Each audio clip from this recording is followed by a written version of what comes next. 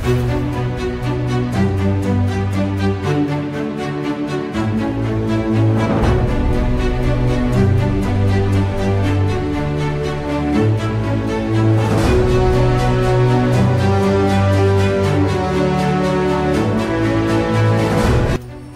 si Teresa Magbanua, kilala bilang Visayan Joan of Art, ang unang babae sa Panay na lumaban sa Rebolusyong Pilipino. Ipinanganak ako noong 13 ng Oktubre 1868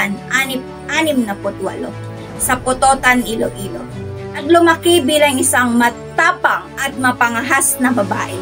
Isa akong guro bago ako sumali sa Katipunan, kung saan pinatunayan ko ang galing sa pagbaril at pangangabayo.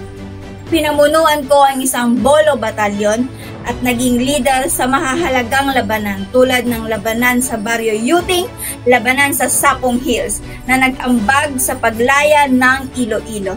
Dahil sa aking tapang, tinawag ako ng ilan sa aking mga tauhan na general. Kahit hindi ako opisyal na kinilala bilang isa.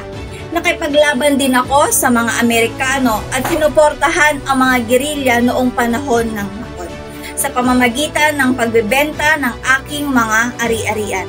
Kilala ang aking matapang na pahayag na mas magaling akong bumaril sa'yo. Patuloy akong pinararangalan kabilang ang pagpangalan ng barkong BRP Teresa Magbanua bilang pagkilala sa aking kabayanihan.